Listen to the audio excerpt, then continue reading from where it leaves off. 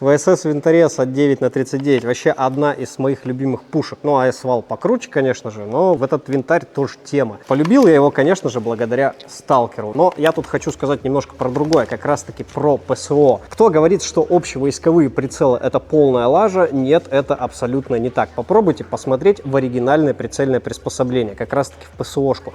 Обзор хороший, зум хороший, тем более это военное изделие, поэтому оно ударопрочное и влагостойкое. И весит оно, кстати, немного для прицела, между прочим. Сейчас такой можно купить, ну, тысяч за 20-25 оригинальный, а реплика стоит 1010-15. Короче, если вы хотите быть антуражным, ПСО это для вас.